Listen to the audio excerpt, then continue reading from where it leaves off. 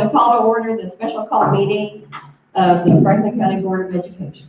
The first item is new business. And Planet Youth Survey results presentation. And we have Amy Snow and also representatives from the health department here to share with us today. Hello, board. Thank you for allowing us some time this morning. Today, we are sharing the countywide results of the Planet Youth Survey that was administered in December to our 7th, 8th, 9th, and 10th graders. The results include both city and countywide data.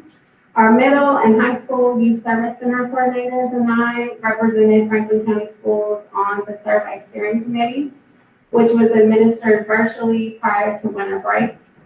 I would like to especially thank our teachers and administrators who assisted with the implementation as well as the use of class time.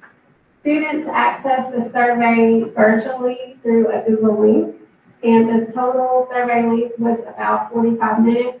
So I would also like to recognize our students for their participation. My role in the steering committee was to act as a liaison between central office and our schools, as well as the local nonprofit Just Say Yes, who developed the survey for Franklin County. The survey is modeled after work that has been done in Iceland, which you will hear about shortly.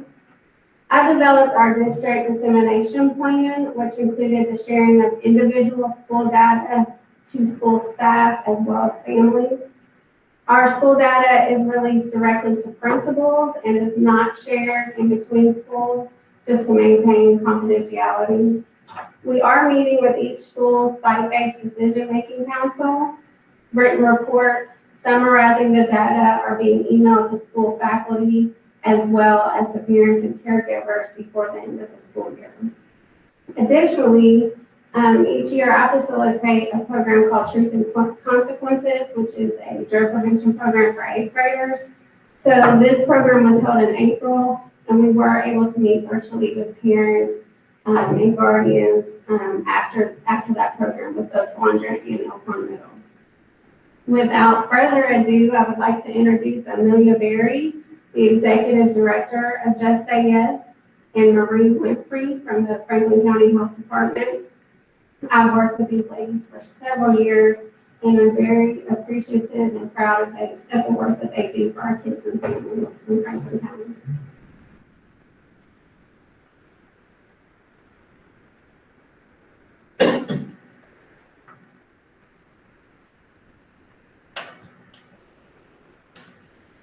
Emilia, could you hear Amy?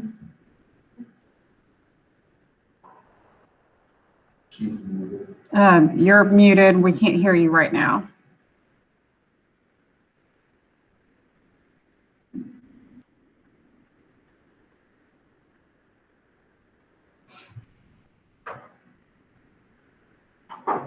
Is it Mary Ann? There we go. Hear me through the. I'm going to have to turn my phone. Let me see here. Are you able to unmute me on my phone? I can hear you now. I'm going to get feedback on my end. Okay. Once you log in on your phone, we should be able to mute you. So I'm not seeing you show up yet. I'm the 502-2711 on the. Okay. Well, it is muted already on our end. yes. If you can unmute that. I'm not able to unmute. Okay. I've got it unmuted on my end, but I guess it's not working. I'm sorry. Okay. I'm going to, the problem is that once I present with sound coming through the computer, I may not be able to hear you all, even though you can hear me. But let's go ahead with that anyway. We'll cross that bridge if and when we get to it. Sorry.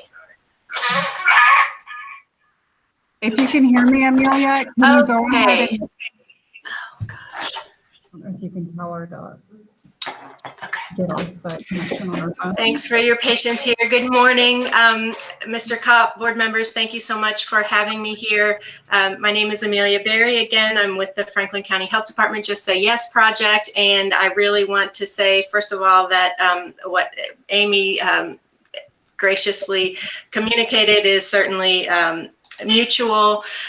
She and the entire Franklin County Schools team that's worked with us on Just Say Yes on the steering committee have been just a tremendous asset to our work. And they've put a lot of work and heart into this project, particularly when it came to administration of the Franklin County Youth Survey. Next slide, please.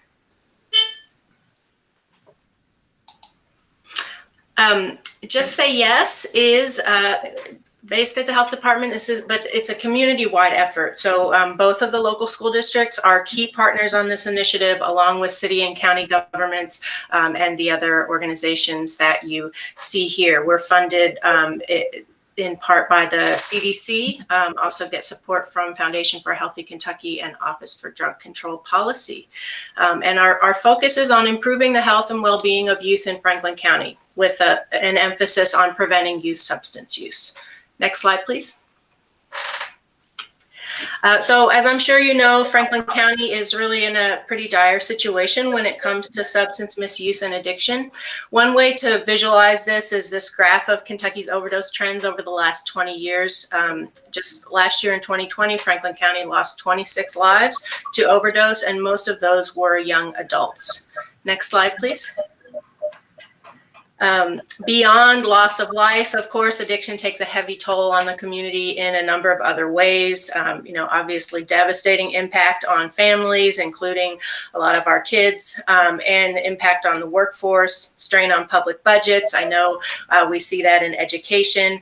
The bottom line is the status quo that we're experiencing is expensive financially and otherwise, and unsustainable.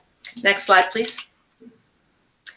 So what research tells us really clearly is that the earlier kids use alcohol, tobacco, and other drugs, the higher their risk of developing long-term problems with addiction and substance use disorder. So Just Say Yes is really premised on the idea that the most sensible and economical way of tackling this problem in the long term is by focusing on stopping it before it starts. And that means working together as a community to delay kids' initiation of using alcohol, tobacco, and other drugs for as long as possible. Next slide, please. Of course, this is not a new idea. So when we think about prevention, traditionally, we have focused on a just say no approach. So this approach did something which is very important, does something which is very important, which is educate kids and families about the dangers of drugs and alcohol and tobacco and encouraging them to make good choices. There's no doubt that we need to do this. But what research tells us that by itself, even with this kind of educational approach in place, we are still able to predict with some confidence which kids are likely to use substances at an early age and which aren't. And we can do this by looking at what are called risk and protective factors in the child's environment. So those are factors that, simply put, make it more or less likely that they will use substance use. That they will use alcohol, tobacco, and other drugs. And these are found in these 4 areas: family, peer, school, and out of school time. Next slide, please. So in order to know which risk and protective factors are having the biggest impact on our kids in our community or at a particular school, we survey the kids about their substance use habits and also about their environments. And in this annual survey, the Franklin County Youth Survey, the data is analyzed and shared out, as Amy just talked about, with parents, schools, policymakers, coaches, pediatricians, faith leaders, basically anyone and everyone who has influence in the lives of kids in Franklin County. And then we work with the community to use the data to set goals and develop strategies. And this is a process that will be happening annually. Next slide, please. So Amy mentioned Iceland. If you think back to the chart showing the overdose deaths in Kentucky, this chart covers roughly the same 20-year period, except this is the substance use behaviors of 10th grade students in Iceland. We are, along with a lot of other places, are really inspired by Iceland's experience. It's really the world's greatest success story with youth substance use prevention. The steepest green line here is the percentage of 10th grade students who have been drawn drunk in the last 30 days. So not kids who've ever been drunk and not kids who've had a drink in the last 30 days, kids who were habitually getting drunk. And that was almost half of their 10th graders. So as you can imagine, this created all kinds of problems. They had an adult alcoholism rate of close to 50%. And so they, after trying the just say no approach, like most everyone else has done, they decided they needed to do something different. And by doing the things that I just talked about, Iceland was able to go from having the highest rates of youth substance use in Europe to the lowest in a period of 15 years. So in 1998, that number was 42%. 15 years later, it was down to 5%. And where they started was with something called the Youth in Iceland Survey. Next slide, please. So Kentucky is now one of hundreds of communities worldwide that are implementing what's now called the Icelandic prevention model. Obviously, Kentucky is a very different context from Iceland, but if you look at what the model entails, it really can be implemented anywhere because it's based on just a very common sense approach, as you see outlined here. Next slide, please. So the Franklin County Youth Survey was based on that Youth in Iceland survey. We did administer it in partnership with Planet Youth, which is the Icelandic Center for Social Research and Analysis. It's the research institution that helps communities around the world implement this model. The survey itself has been, as well as the protocols for administering it, have been approved by dozens of IRB processes, including here in the United States. There are rigorous measures in place to ensure confidentiality.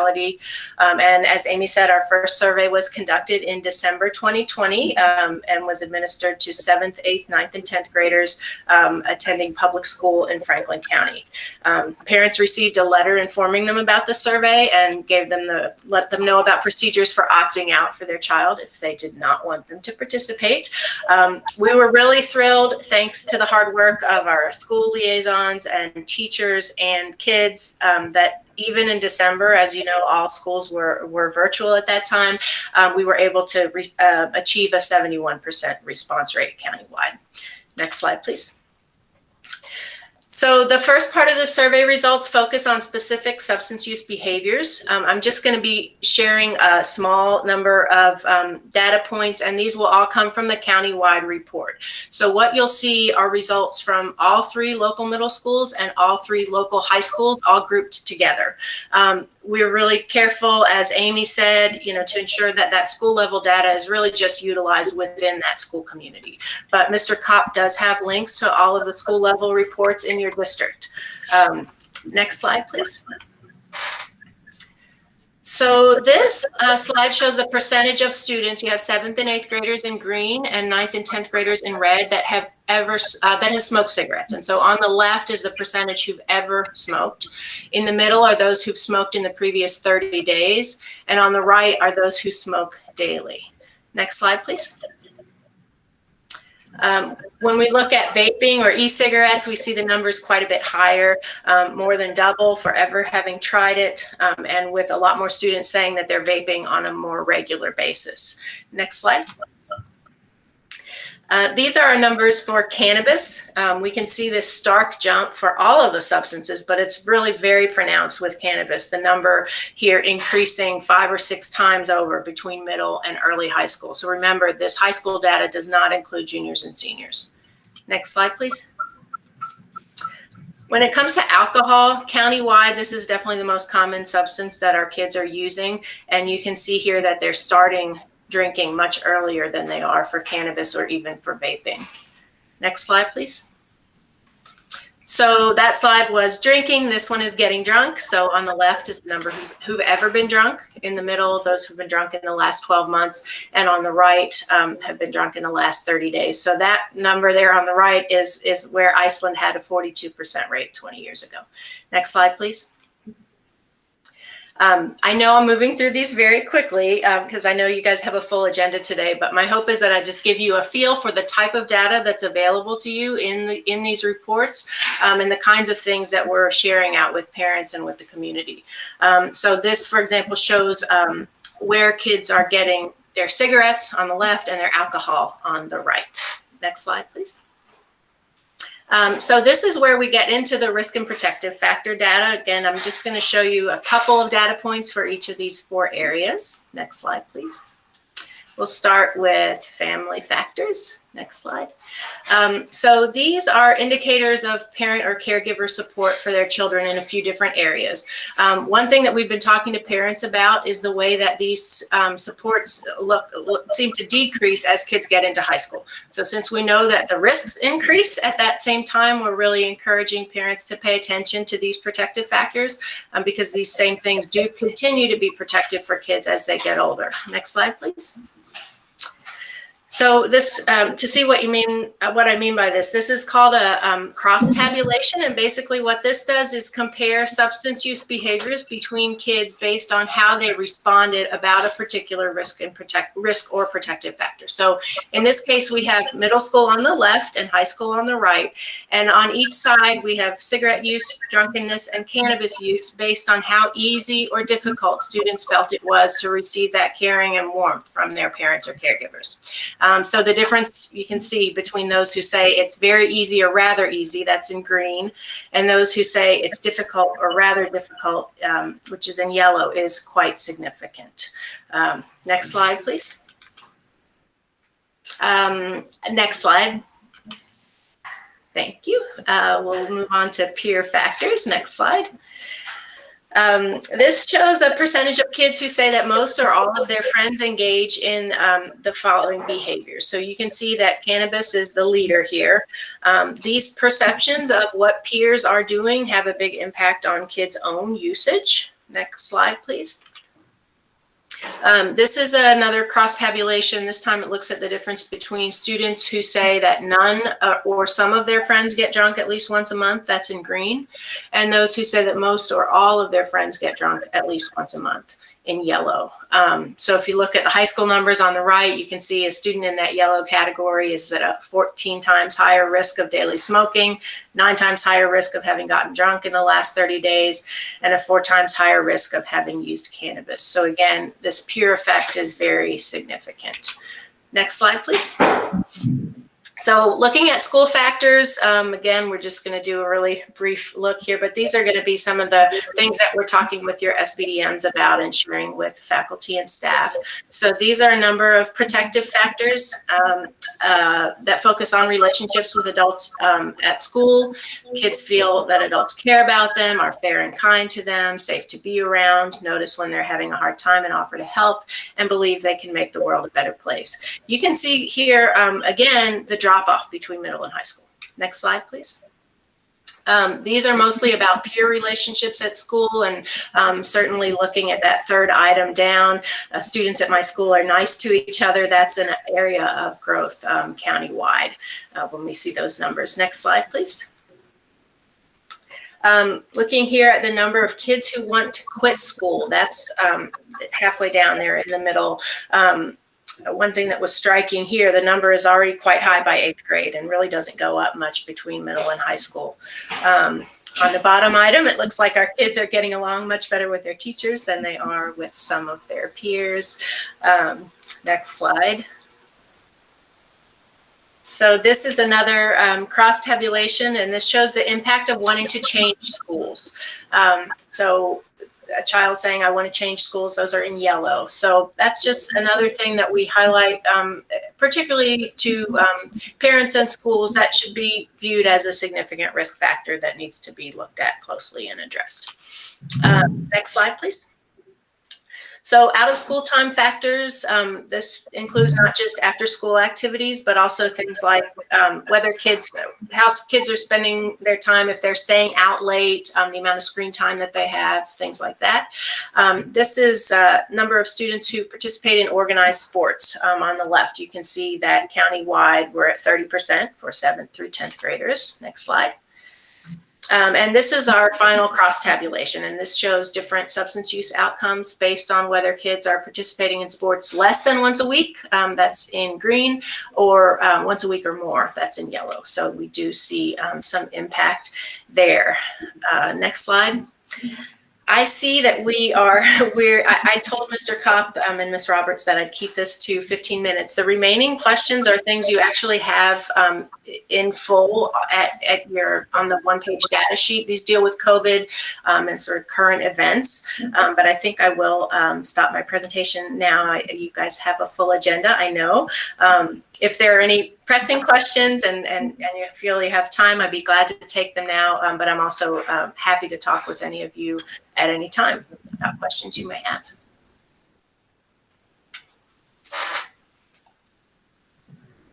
I was going to say, make one comment. There's one good thing that I like about this program. You know, we've been doing the same thing, the same way for a long time, and identifying that it ain't working and coming up with a new program and trying to move it in a different direction. I'm happy that we've finally done that, because most time we just keep saying, let's keep doing it. I mean, that's what we've been doing forever.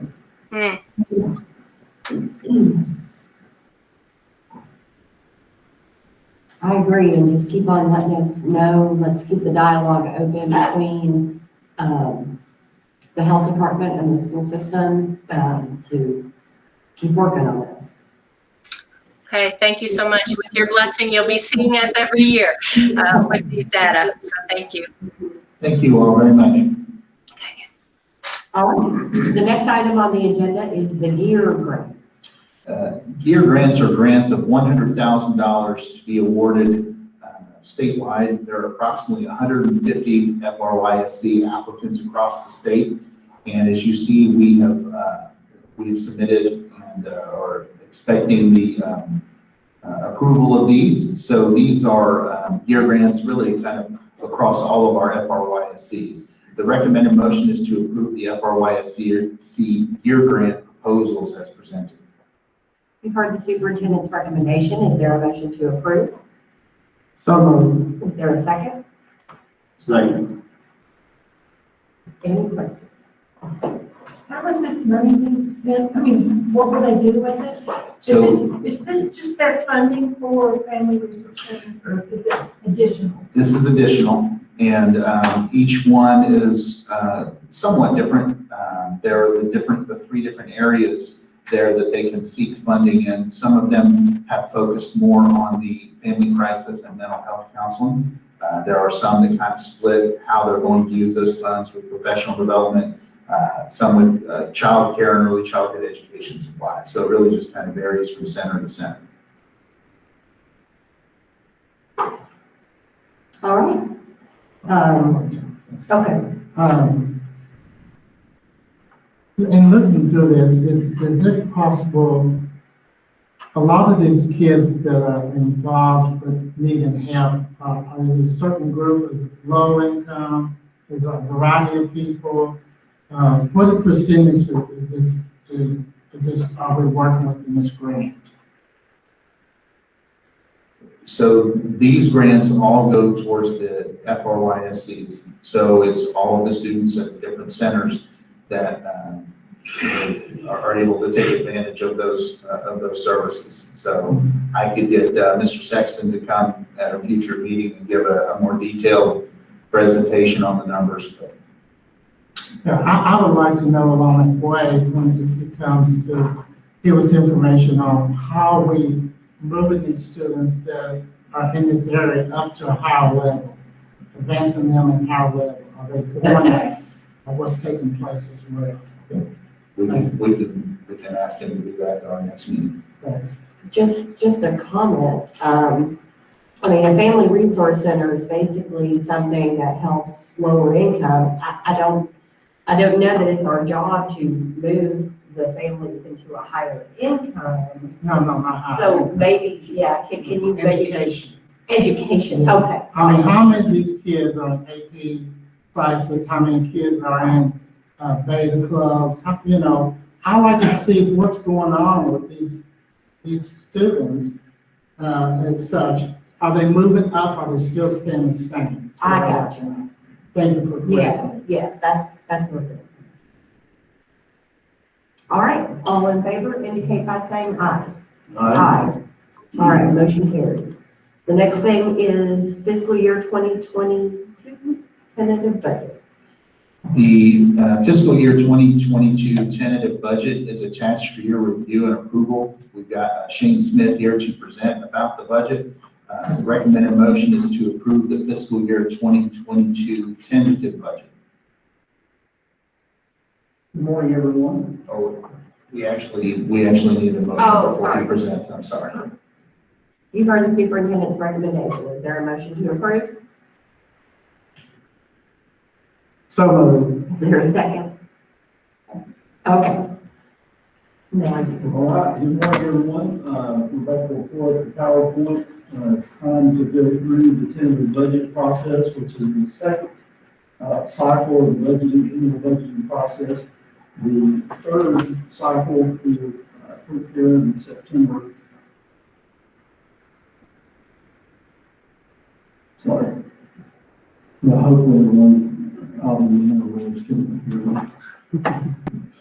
So we're taking care of the tentative budget today. We'll go over that. I'll run through the PowerPoint. If you guys have any questions, we can stop and answer those as we go, and also I'll address any questions at the end. But we did the draft budget back in January, passed it. There's not a lot of new information at that point when we do those. The tentative budget we're doing now, we have considerably more information to start developing the budget, and then, as I said earlier, we'll finish that in September. Each local board is required to approve the tentative budget on before May 30th of each year. Again, this is the second formal step in developing the FY22 budget. The projected revenue for the general fund. The assumptions we made in developing this budget were that the seat numbers are based on the FY19 AABA numbers. So that's what we did last year, and we want us to be at next year until we get back to the more normalized pattern of in attendance, in-school attendance. So we're using the FY19 AABA numbers, and then the FY21 property assessment stated 4% revenue growth rate. This will yield approximately 1.465, 607 in new revenue. And we're going to talk about in a few moments about the expense side of this, but one of the things that we're going to do with your approval is propose a 2% salary increase for everyone. And then as we were reviewing salary schedules, our historical salary schedules for classified staff do not have a step increase from years 15 through 27. And we felt like in order for Franklin County to maintain competitiveness with local districts from a wage standpoint, that we really wanted to address that. So we did a 1% increase per year from years 15 through 27 on those classified salary tables. And so once we factor in the 2% increase, I mean, that step bump, that is about what it'll take to cover those costs at $1.465 million revenue increase. General fund revenue is expected to be $76,936,286 in FY, that should be FY22 typo, sorry. This includes the $15,196,844 for on-behalf payments, and we discussed that in the past. On-behalf payments are something we have to reflect on our financial statements. It's payments that the state of Kentucky pays on our behalf. We never receive cash in, we never pay anything out, but we do have to reflect that. So I'll just put it on here just so that you guys can see that when we look at the financial statements. Next slide, please. Projected revenue for the other funds, food service funds, I'm projecting $4.137 million. That will totally be dependent upon going back to instruction in person under a normal school year. I kind of listed just for perspective what the FY19 through FY21 actual revenues for that fund was, and you can see that we went. I had a little bit of an increase from FY19 to FY20, but there was a significant drop off for FY21. So the after-school program will project $564,000. That's way down from the normal year, so hopefully that'll increase significantly if we get back to a more normal state of existence with school. The special revenue fund revenue $6.833 million. So this is all only new monies. Then the H grants. He requires us to put a letter after each fiscal year for grant money, so that we can help track that. That does not include any of the ESSER/CARES money that we received this year, and we can discuss that in a little bit. But those are new dollars to be in special revenue. Next slide, please. Debt service obligations, 400, we've got a $6.265 million debt service payment that will be funded by the following sources. FCC on behalf payments, that's another one that is on behalf, so we have to reflect a little over $1 million. The general fund will cover $677,000 of that. The building fund through 20 will cover $4.5 million. And then our debt service is now to the point that none of our capital outlay fund will be required to cover a debt service payment.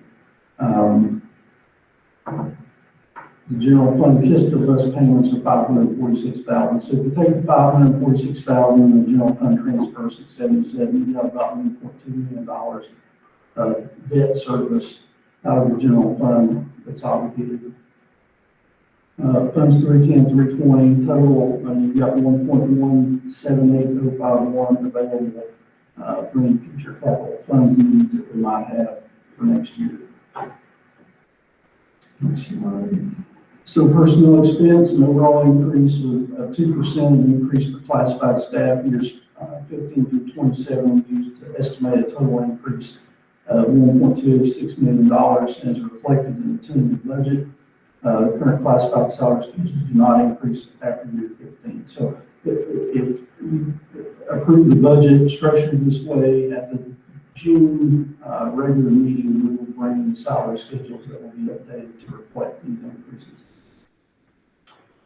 Second bullet point, just an FYI, state legislators approved the KRS request for an annual 12% increase to the CRS rate for all classified employees. The rate will increase from 24.06 to 26.95%.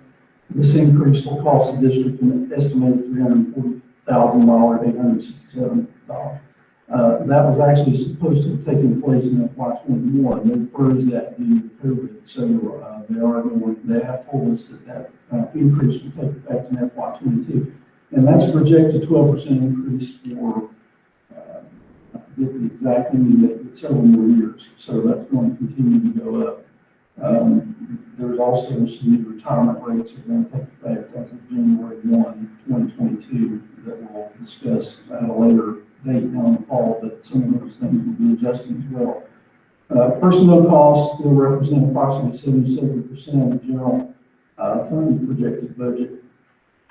Next slide, please.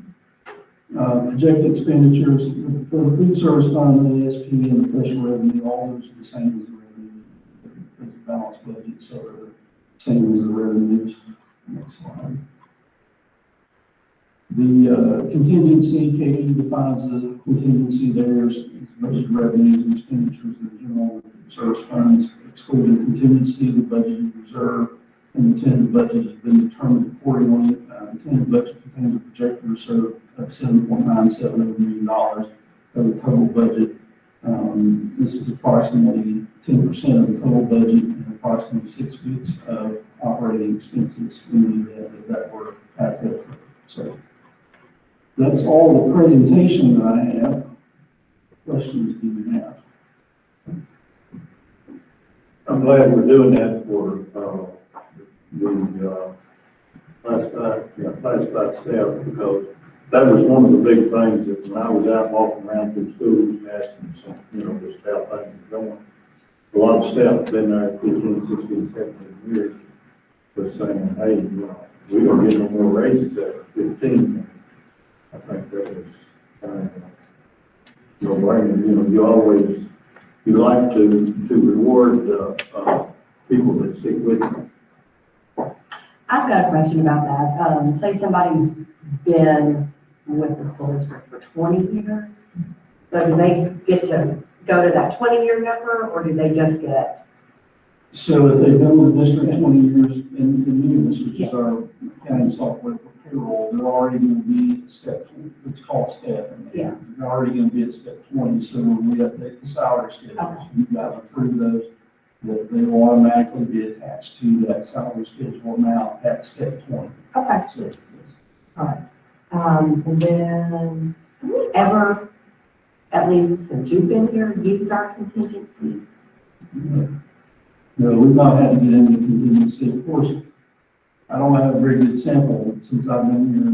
We were hit with the pandemic shortly thereafter. So as I've been developing the budget, it's been a little bit hard because you base these budgets on historical expenses, right? You spend 1,000, spend 1,000, and budget 1,000. Those numbers have been skewed significantly last year and a half because the expenditures just aren't the same everywhere. Transportation costs, food service costs, all these things are different than they would be under a normal year. The only thing that has been fairly consistent has been the salary. So last year we had a new balance, and so that means we did not spend everything that we had budgeted to spend, and so we had a larger new balance.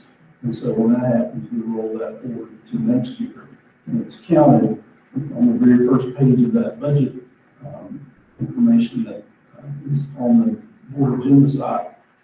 There's a beginning balance, 999 beginning balance, so that's the amount that we carried forward from the prior year. That includes the contingency and any dollars that were unspent. So we have not had to get into that contingency. And I said this from the very first presentation, I'm going to always budget conservatively. I'm going to overestimate expenses, underestimate revenues.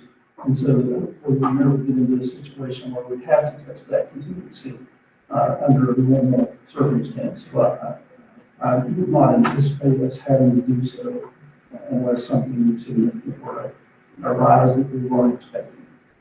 And where did the 4% increase number come up? Because I kind of think it might be more. But again, More 4% increase in collections, real estate valuation, and things like that. So, yeah, so we have a worksheet that Katie developed, and I plugged in historical numbers to estimate the cost. So that calculation is based on, a 4% rate increase, but it's also based on a 2% assessment increase. So there's a couple of different variables there. Our past assessment was actually almost 5%. So that's again conservative. If the assessments are higher than 2%, it's going to go up a little bit. But then I also only calculated at a 96% collection rate. That's not 100%. Now our collection rate has been 98, 99%. So again, I'm underestimating that a little bit. So it may be more than that, but it won't be a lot more than that. The other thing that we also have to take into consideration is when that rate increases, the seat funding goes down. There's an offset there, and they structure it that way. So there's a lot of variables. It absolutely could be higher, could be lower. We try to project it as close as we can, and know that if we miss it a little bit at the end of the day, we're not harming ourselves from a financial standpoint. Yeah. I'll be glad to share the spreadsheet with you if you wanted to look at it. There's a calculation that we get through, if anybody wants to see that. Any other comments or questions? All right, all in favor of approving the tentative budget, indicate by saying aye. Aye. Any opposed? All right, motion carries. Thank you. All right, the next item, school security funds request fiscal year 21. Yeah, thank you for sharing that information. Should we skip one? Yeah, let's skip one. Oh, capital funds request, I'm sorry. Yeah, so we do have a capital funds request today. We're requesting approval of a capital funds request to use available capital outlay funds for the following: 4 propane buses, a dump truck, and the general fund turf field bond payment. So the recommended motion is to approve capital funds request as presented. For the superintendent's recommendation, is there a motion to approve? I'll make a motion to approve. Second. All right, any questions? All right, all in favor, indicate by saying aye. Aye. All right, now, school security funds request. Attached for your review and approval is the KDE School Security Funds Request Form, along with corresponding quotes. The recommended motion is to approve the KDE School Security Funds Request as presented. You've heard the superintendent's recommendation. Is there a motion to approve? So moved. Is there a second? Second. Any questions? All right, all in favor, please indicate by saying aye. Aye. All right, Easy Edmed Service Agreement. That's a tough one to say. Yeah. Our special education department would like to move to use Easy EdMed for Medicaid billing. The recommended motion is to approve the Easy EdMed service agreement as presented. All right. You've heard the superintendent's recommendation. Is there a motion to approve? So moved. Second. All right, any questions? I guess, so this is the way they bill Medicare or Medicaid for the services that they provide. Yes, and this is, we do get, when we bill for those, it allows us to pay for services. And we've had some issues, I think, with the previous contract and speaking with Jamie and the special ed team, and they would like to be moved to this service provider. All right, all in favor, please indicate by saying aye. Aye. Overnight field trips contracts for Western Hills. As part of the summer enrichment program, Western Hills High School would like permission to attend the following field trips, including 4 overnight stays for approximately 25 students. Bus transportation would be required. The cost is estimated at $8,000 and will come from CARES funds.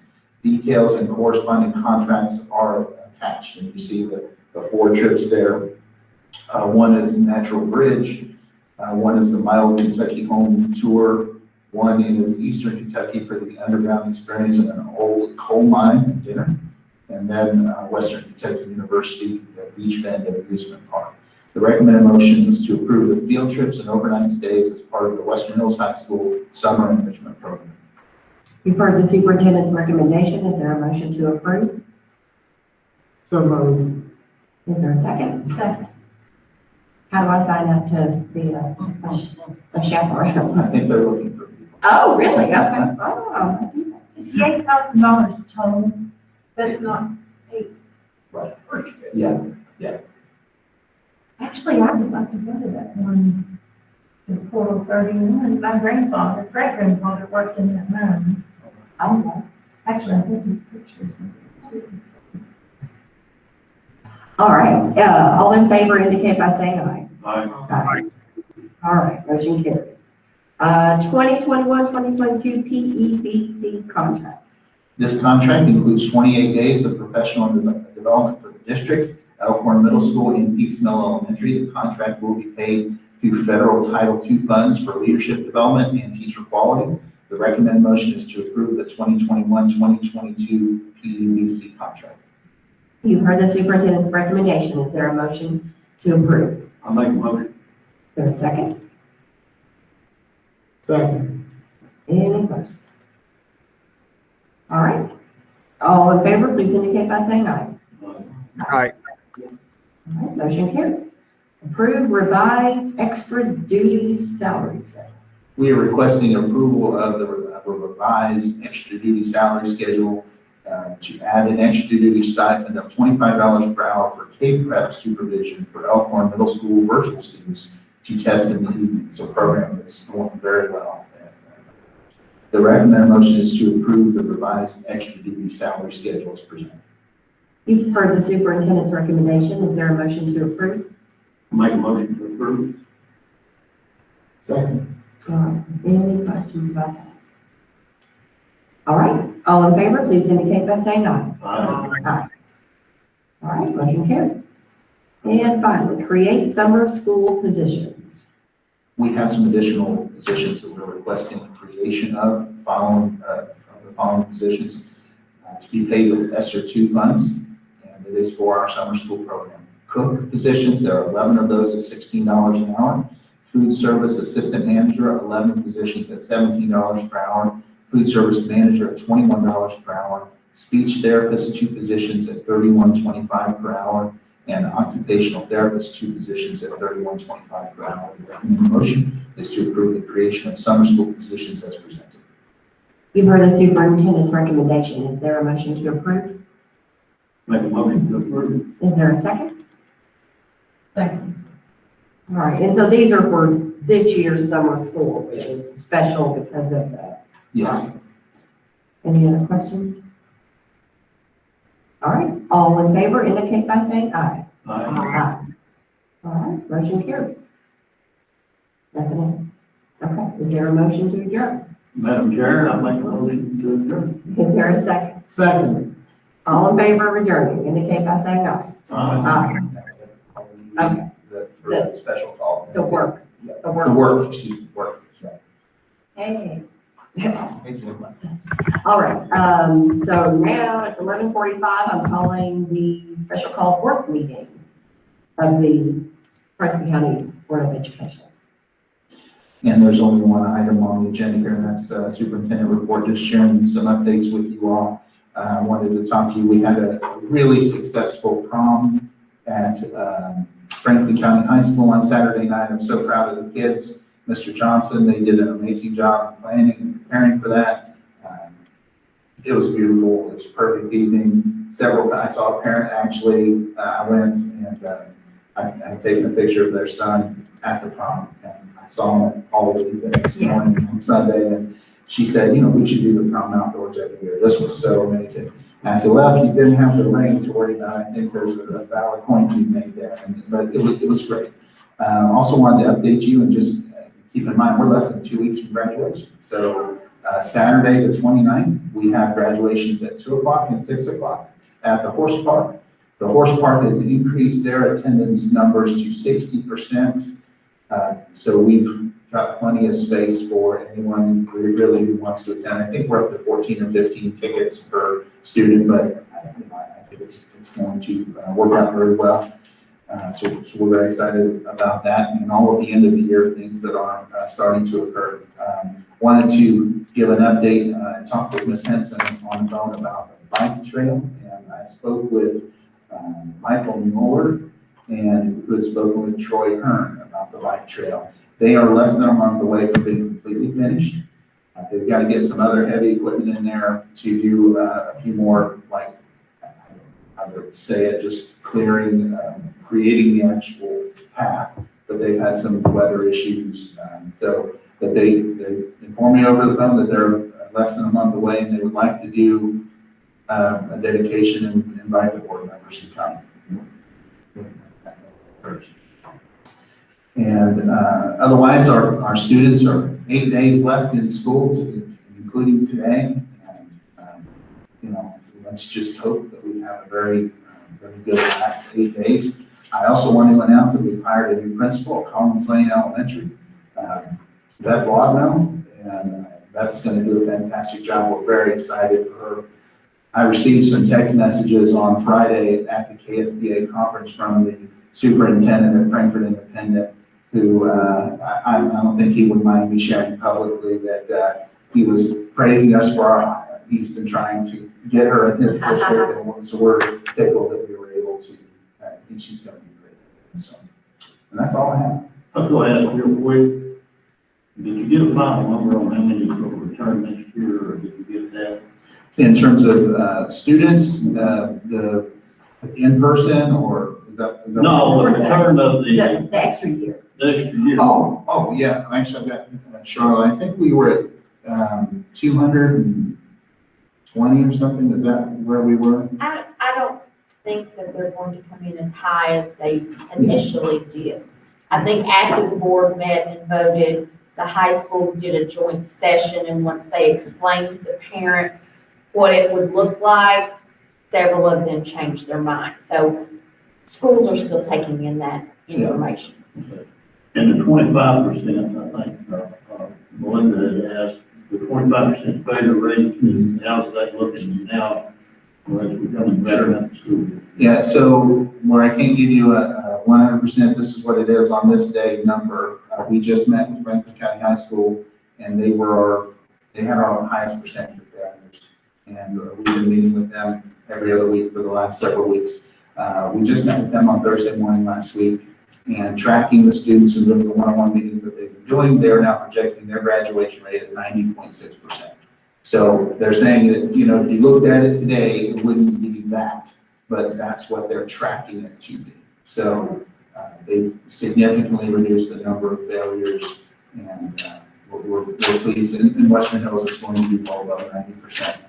So it's obviously needs to be better in the future. There's no question about that, but considering the pandemic and everything else, if they, you know, we're pleased that they've been moving that. So.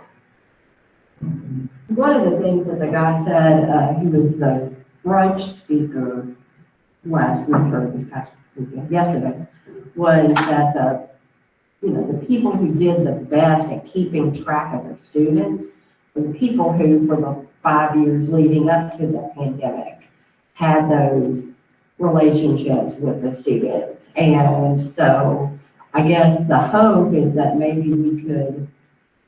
Yeah, they had already identified those kids that was in trouble to be able to, so when this thing hit, they was able to get back to those homes and give their attention. Yeah, they already knew, well, this student, doesn't have great, internet at home, or doesn't have the support. And so hopefully that might be something that kind of filters down and people, can know, hey, even if we don't have a pandemic, it'd be great to know this information. And, it's hard. Teachers are hard. And the speaker also talked about, how many people are retiring. And so it'll be interesting to hear maybe at our next meeting, what's our percentage of retirement and how is that comparing? So we are not able to pull one together in terms of an in-person ceremony, but we're still working with our some of our sponsors, so to speak, to secure the gifts that we give and all that. So, yeah. But to that point, there are a lot of negative things that came about with this pandemic, but there are some really positive ones too, in terms of learning how we can instruct in a different way, and also learning some of these things. It's opened our eyes to a lot of different possibilities. So. All right, if nobody else has any questions, then is there a motion to adjourn? Madam Chair, I'd like a motion to adjourn. There's a second. All right, all in favor, stand up. Then leave. Thank you. Okay.